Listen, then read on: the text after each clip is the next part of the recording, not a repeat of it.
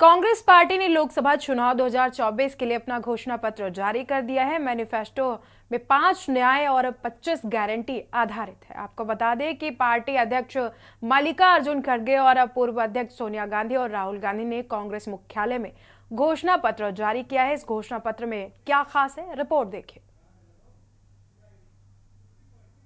Congress party ने लोकसभा चुनाव 2024 के लिए अपना घोषणा पत्र जारी कर दिया है। इस मैनिफेस्टो 5 न्याय और 25 गारंटी का आधारित है। पार्टी अध्यक्ष मल्लिकार्जुन खड़गे और पूर्व अध्यक्ष सोनिया गांधी और राहुल गांधी ने कांग्रेस मुख्यालय में घोषणा पत्र जारी किया। इसके अगले दिन जयपुर और हैदराबाद में जनसभाएं आयोजित की जाएंगी, जिसमें पार्टी के शीर्ष नेता शामिल होंगे। जयपुर में आयोजित घोषणा पत्र संबंधी रैली को कांग्रेस संसदीय दल की प्रमुख सोनिया गांधी, पार्टी अध्यक्ष मल्लिकार्जुन खड़गे, पूर्व अध्यक्ष राहुल गांधी और महासचिव प्रियंका गांधी वाड्रा संबोधित करेंगी। हैदराबाद में घोषणा पत्र संबंधी जनसभा को राहुल गांधी संबोधित करेंगे। इस रैलियों के जरिए कांग्रेस के सभी नेता पार्टी का घोषणा पत्र जारी करेंगे। कांग्रेस के घोषणा पत्र में क्या? केंद्र सरकार में 30 लाख नौकरियां, गरीब परिवार की महिलाओं को 1 लाख रुपए सालाना, जाति जनगणना एमएसपी को कानूनी दर्जा, मनरेगा मजदूरी 400 रुपए, जांच एजेंसियों का दुरुपयोग रोकने और पीएमएलए कानून में बदलाव का ऐलान, सच्चर कमेटी की सिफारिशों को लागू करने की भी घोषणा। कांग्रेस के अनुसार उसका घोषणा पत्र पार्टी के 5 न्याय, हिस्सेदारी न्याय, किसान न्याय, नारी न्याय, श्रमिक न्याय और युवा न्याय पर आधारित है।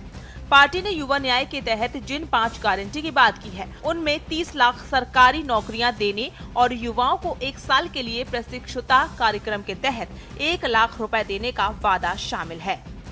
विपक्षी नेताओं को जेल में बंद किया जा रहा है। चुनाव में सबको समान अवसर नहीं है और कई मुकदमे एक के ऊपर एक, छोटी छोटी, और हमारे पार्टी के ऊपर इतना बड़ा जुल्म किया और इतने हमारे को पेनल्टीज डाले। 3,567 करोड़ रुपए का हमारे ऊपर उन्होंने पेनल्टी डाली। क्या ये लेवल प्लेइंग ग्राउंड है? और ये हमारे ऊपर आज हो रहा, कल मीडिया के ऊपर होगा, मीडिया हाउसेस के ऊपर होगा, सबके ऊपर होगा। तो इसीलिए इस देश के डेमोक्रेसी को बचाना है, संविधान को बचाना है। इसीलिए हम सब लोग, देश के लोग एक होना चाहिए और लड़ना चाहिए। और जो ऑटोक्रेटिक मोदी साहब है, उनको हटाना चाहिए। ये मेरा आपसे विनती है। कांग्रेस के घोषणा पत्र में किन चीजों की गारंटी? कांग्रेस ने हिस्सेदारी न्याय के तहत जाति जनगणना कराने और आरक्षण की 50% की सीमा खत्म करने की गारंटी दी है। पार्टी ने किसान न्याय के तहत न्यूनतम समर्थन मूल्य को कानूनी दर्जा, कर्ज माफी आयोग के गठन तथा जीएसटी मुक्त खेती का वादा, श्रमिक न्याय के तहत मजदूरों को स्वास्थ्य का अधिकार, न्यूनतम मजदूरी 400 रुपए प्रतिदिन सुनिश्चित करने और शहरी रोजगार गारंटी का वादा, नारी न्याय के अंतर्गत महालक्ष्मी गारंटी के तहत गरीब परिवारों की महिलाओं को 1-1 लाख रुपए प्रति वर्ष देने का वादा। घोषणा पत्र जारी होने से पहले कांग्रेस ने घर घर गारंटी अभियान की शुरुआत की थी। इस अभियान के तहत कांग्रेस कार्यकर्ता अगले कुछ हफ्तों तक पूरे भारत में 8 करोड़ परिवारों को ये गारंटी कार्ड बांटेंगे, जिन्हें 14 अलग अलग भाषाओं में छापा गया है। हर गारंटी कार्ड में मल्लिकार्जुन खड़गे और राहुल गांधी की ओर से घोषित किए गए 5 न्याय और 25 गारंटी की जानकारी दी गई है। डेस्क रिपोर्ट, के news India. Bharatiya Janata party के लोकसभा चुनाव के प्रत्याशी दिग्विजय सिंह शाह की जनसभा में सरेआम फायरिंग का मामला सामने आया। भरी दोपहरी हुई फायरिंग के कारण जनसभा में मौजूद लोग एक बार तो सख्ते में आ गए, लेकिन मंच पर भाषण दे रहे दिग्विजय सिंह ने तुरंत फायर न करने की अपील की। तो वहीं सपा प्रत्याशी शिवपाल सिंह यादव का वीडियो भी वायरल हो रहा है। इसमें वो ये कहते नजर आ रहे हैं कि हम सबका वोट मांगेंगे, जो देगा तो देगा, जो नहीं देगा तो फिर हिसाब किताब होगा। रिपोर्ट देखिए। लोकसभा चुनाव की सरगर्मियां लगातार परवान चढ़ रही हैं। ऐसे में हर दल अपनी ताकत हर तरह से दिखाने में लगा हुआ है। इसी बीच कुछ ऐसी भी घटनाएं सामने आ रही हैं जो सरेआम आचार संहिता का उल्लंघन है।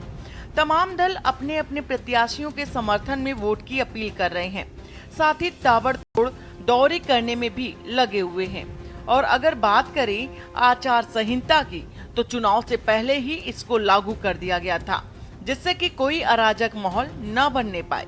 लेकिन एक वीडियो सोशल मीडिया पर जमकर वायरल हो रहा है और ये वीडियो किसी और का नहीं बल्कि भाजपा प्रत्याशी का बताया जा रहा है। मित्रों, मैं आपसे कहना चाहता हूँ, ये चुनाव देश में मोदी को प्रधानमंत्री बनाने का चुनाव है।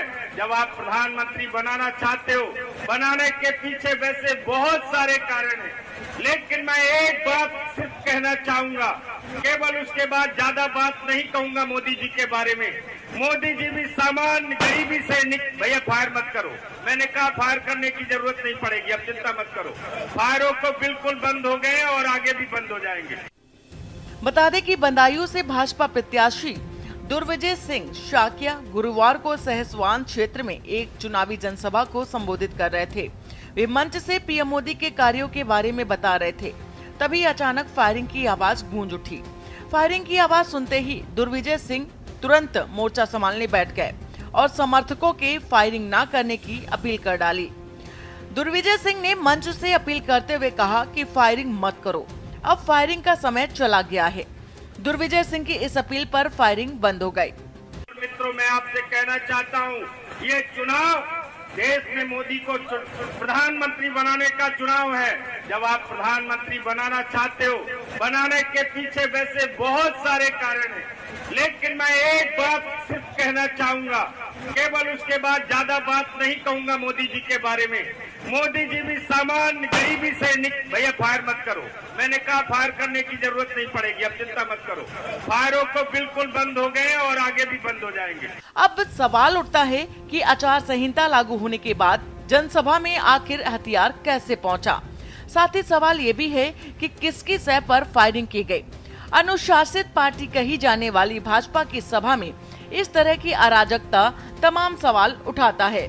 जबकि आपको बता दें कि अभी हाल ही में बीजेपी प्रत्याशी दुर्विजय सिंह ने अपने प्रतिद्वंदी सपा उम्मीदवार शिवपाल सिंह यादव को गुंडों का सरगना कहकर निशाना साधा था। देखिए, सब तो करेंगे, सबको वोट मांगेंगे, सब तक वोट मांगेंगे, हम तो सब तक वोट मांगेंगे, हैं? जो देगा देगा, नहीं अपने लोग तो ही इतने तो लाखों में देता देंगे, अपने तो हैं, सब देंगे वोट, सब देंगे वोट। और अच्छा बताओ, दें तो दें, नहीं देंगे तो फिर पहले तो वोट दो, नहीं तो फिर हिसाब किताब भी होगा। अब ये कैसे माना जाए कि सिर्फ सपा ही गुंडों की पार्टी कैसे है, जबकि भाजपा में खुलेआम फायरिंग कर कानून व्यवस्था की धज्जियां उड़ाई जा रही हैं। स्पेशल डेस्क के न्यूज इंडिया। महाराष्ट्र में बीजेपी को कड़ी चुनौती मिलने के संकेत उभर कर सामने आ रहे हैं। वहीं पीएम मोदी 10 अप्रैल से चुनावी अभियान पर हैं। पीएम मोदी राज्य भर में 18 रैलियां करेंगे। रिपोर्ट देखिए।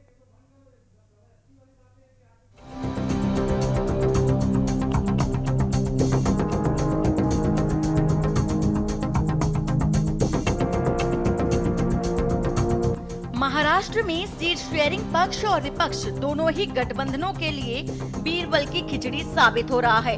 सीट शेयरिंग का फॉर्मूला तैयार होने की बातें भी सामने आ रही हैं। उम्मीदवारों के ऐलान भी हो रहे हैं, लेकिन सीट शेयरिंग फॉर्मूले का ऐलान भारतीय जनता पार्टी को अगुवाई वाला सत्ताधारी एनडीए नहीं कर पा रहा है। हालांकि कांग्रेस की अगुवाई वाले इंडिया ब्लॉक लगभग सब कुछ फाइनल है, लेकिन बता दें कि महाराष्ट्र में लोकसभा की कुल 48 सीटें हैं। उत्तर प्रदेश के बाद सीटों की संख्या के लिहाज से देश के दूसरे सबसे बड़े राज्य महाराष्ट्र में दोनों ही गठबंधनों में 3 मेन प्लेयर हैं। एनडीए में बीजेपी के साथ ही एकनाथ शिंदे की अगुवाई वाली शिवसेना और अजीत पवार की अगुवाई वाली एनसीपी है। विपक्षी गठबंधन में कांग्रेस के साथ उद्धव ठाकरे की अगुवाई वाली शिवसेना यानी कि यूबीटी और शरद पवार की एनसीपी है। महाराष्ट्र में बीजेपी को कड़ी चुनौती। महाराष्ट्र में पीएम मोदी 10 अप्रैल से चुनावी अभियान पर। राज्य भर में 18 रैलियां करेंगे प्रधानमंत्री नरेंद्र मोदी। कुछ मीडिया ग्रुप के सर्वे में बीजेपी को झटका लगने के संकेत। सर्वे के मुताबिक एक महीने पहले राज्य में आगे चल रही बीजेपी अचानक पिछड़ने लगी। वहीं आपको बता दें कि प्रधानमंत्री नरेंद्र मोदी ने लोकसभा चुनाव में राष्ट्रीय जनतांत्रिक यानी कि एनडीए के लिए 400 सीट जीतने का लक्ष्य रखा है। इसके लिए वे दक्षिण भारत के राज्यों पर ज्यादा फोकस कर रहे हैं। हालांकि उनकी नजर देश के अन्य राज्यों पर भी बनी है। इनमें महाराष्ट्र सबसे अहम है। क्या महाराष्ट्र में घटा बीजेपी का वोट प्रतिशत? मीडिया ग्रुपों के सर्वे से बीजेपी के लिए बजी खतरे की घंटी। एनडीए और इंडिया अलायंस दोनों को 41% मिल सकते हैं वोट। पिछले महीने एनडीए को 43% वोट मिलने का लगाया गया था अनुमान। इंडिया अलायंस को 42% मिल रहा था वोट। बता दें कि सर्वे के अनुसार महाराष्ट्र में अन्य दलों के वोट शेयर में इजाफा हुआ है। पिछले महीने जहां अन्य के खाते में 15% वोट जाते दिखाई दे रहे थे, तो वहीं अब अन्य दलों को 18% वोट मिलने की संभावना है। महाराष्ट्र में इस बार बीजेपी एकनाथ शिंदे के नेतृत्व वाली शिवसेना और अजित पवार की एनसीपी मिलकर चुनाव लड़ रही है। वहीं इंडिया अलायंस में शामिल कांग्रेस, शिवसेना, यूबीटी और एनसीपी शरद पवार एक साथ चुनाव लड़ रही है। असदुद्दीन ओवैसी की एआईएमआईएम जैसे दल भी मैदान में हैं। बता दें कि महाराष्ट्र की 48 सीटों के लिए 5 चरणों में वोटिंग होनी है। राज्य में पहले चरण के लिए 19 अप्रैल, दूसरे चरण के लिए 26 अप्रैल और तीसरे फेज के लिए 7 मई को वोटिंग होगी और यहाँ चौथे चरण के लिए 13 मई को वोट डाले जाएंगे और जबकि 5वें चरण के 20 मई को मतदान होगा। स्पेशल डेस्क के न्यूज इंडिया। फिलहाल रुकते हैं एक छोटे से ब्रेक के लिए।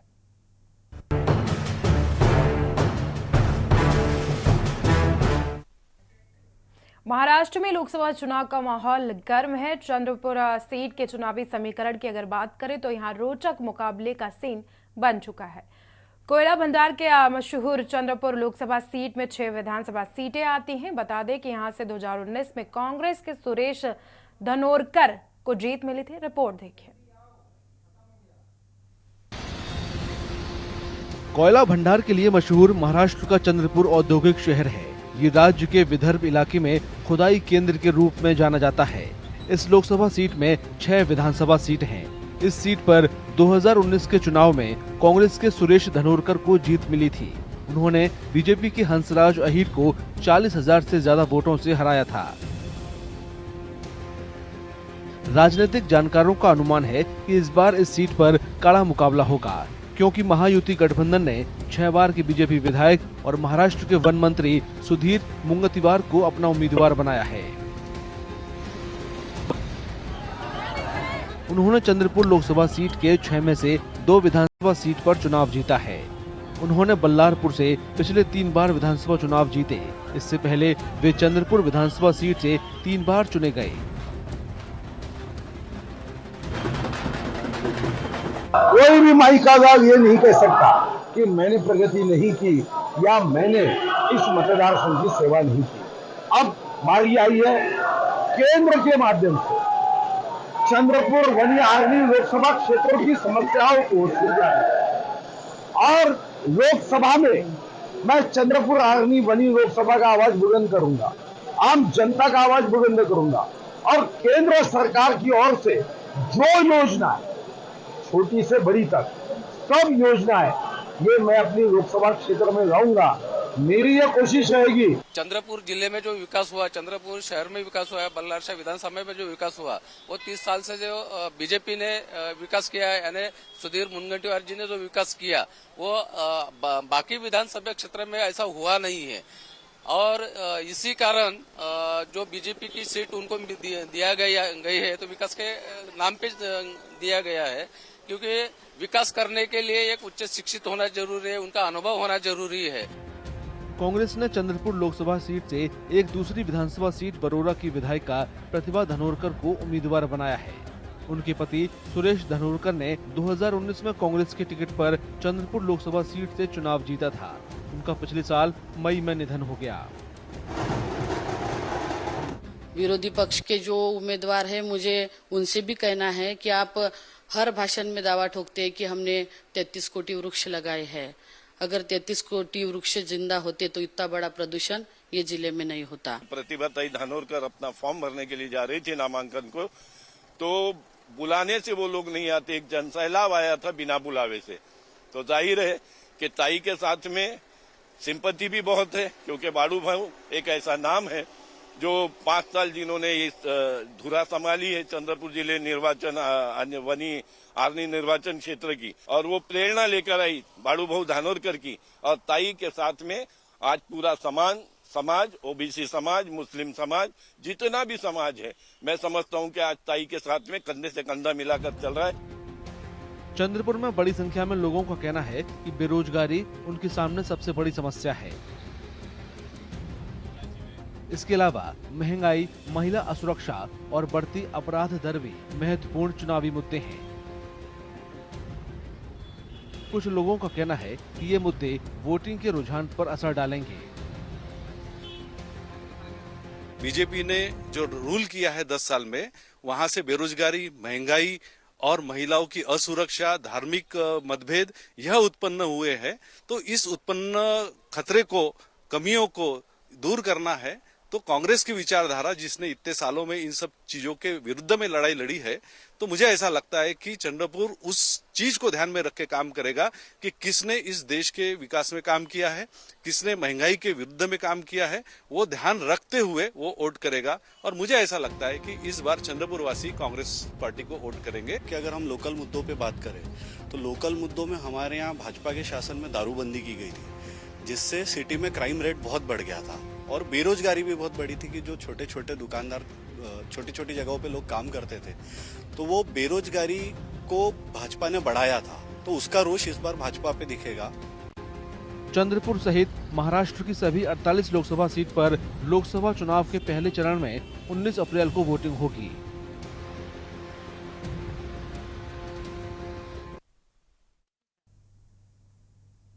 फिलहाल 24 के चुनावी माहौल में अभी के लिए इतना ही। देखते रहे के न्यूज़ इंडिया। नमस्कार।